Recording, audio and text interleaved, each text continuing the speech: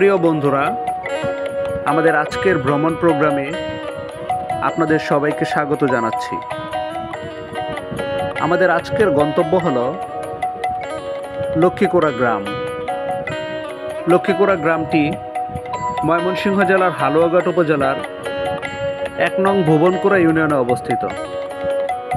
গ্রামটি উপজেলা সদর হতে প্রায় ৬ কিলোমিটার দূরে অবস্থিত। গ্রামটির যোগাযোগ ব্যবস্থা মোটামুটি ভালো। আমরা মেঠো পথ ধরে সামনের দিকে এগিয়ে যাচ্ছি। এই মুহূর্তে আমরা আছি লক্ষ্মীকোড়া গ্রামের ভিতর দিয়ে বয়ে চলা নদীর তীরে। আমরা নদীর তীর ধরে সামনের দিকে এগিয়ে যাচ্ছি। সামনে আমরা দেখতে পাচ্ছি একটি রাবার ড্যাম। এই পথ ধরে আসলে রাবার ড্যামের দেখা পাবো, এটা আমার জানা ছিল না। এটা সম্পূর্ণই অনাকাঙ্ক্ষিত। আমি প্রথমবারের মতো এই রাবার ড্যামটি দেখতে যাচ্ছি। আপনারাও আমার সাথে থাকুন। রাবার ড্যামের দুই পাশের যে প্রাকৃতিক পরিবেশ, সুন্দর মনোরম দৃশ্যাবলী, সেগুলো উপভোগ করুন। আমরা এই মুহূর্তে রাবার ড্যামের ঠিক উপরে।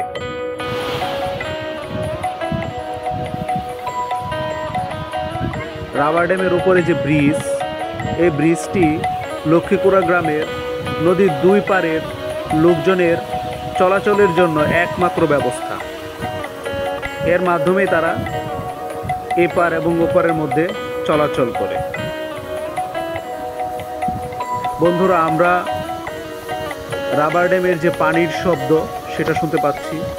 কলকল ধ্বনিতে পানি প্রবাহিত হচ্ছে, পানি ছড়িয়ে পড়ছে।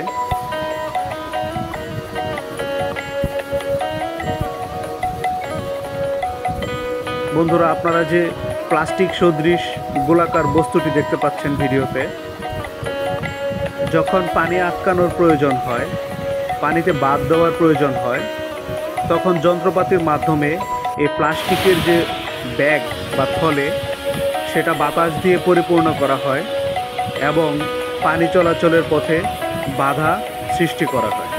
এভাবে পানি আটকে রেখে কৃষিকাজ এবং সেচের জন্য পানি সুষ্ঠু বন্টন এবং ব্যবস্থাপনা নিশ্চিত করা হয়। বন্ধুরা, আপনারা পানির যে কলকল ধ্বনি সেটা শুনতে পাচ্ছেন। খুবই চমৎকার একটা পরিবেশ। এই মুহূর্তে যেহেতু প্রচুর বৃষ্টিপাত হচ্ছে এবং পাহাড়ি ঢলের পানি নেমে আসছে ছড়া বেয়ে, সেজন্য বাঁধ সম্পূর্ণ উন্মুক্ত করে দেওয়া হয়েছে। প্লাস্টিকগুলো বাতাস দিয়ে বের করে পানি চলাচলের জন্য, পানি প্রবাহের জন্য পথ সুগম করে দেওয়া হয়েছে। বন্ধুরা, আপনারা পানি যে কলকল ধ্বনিতে প্রবাহিত হচ্ছে তা শুনতে পাচ্ছেন। খুবই চমৎকার একটা পরিবেশ আমরা দেখতে পাচ্ছি।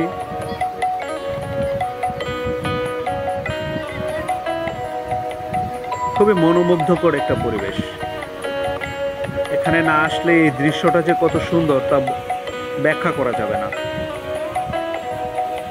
এই রাবার ড্যামটি স্থানীয় মেনংছড়া পানি সম্পদ ব্যবস্থাপনা সমবায় সমিতি কর্তৃক পরিচালিত এবং নিয়ন্ত্রিত। লক্ষ্মীকোড়া গ্রামের স্থানীয় লোকজন এই সমবায় সমিতির সদস্য এবং তারা নির্ধারিত সময় পর পর ভোটাভুটির মাধ্যমে নিজেদের প্রতিনিধি নির্বাচন করে এবং এই নদীর পানির সুষ্ঠু বন্টন এবং ব্যবস্থাপনা নিশ্চিত করে।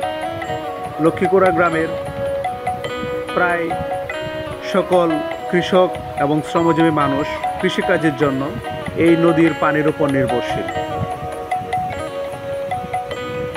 প্রিয় বন্ধুরা, এখানে ঘুরতে আসার জন্য আপনাদের সবাইকে আমন্ত্রণ জানাচ্ছি। আবারও কোনো একটা ভিডিওতে দেখা হবে।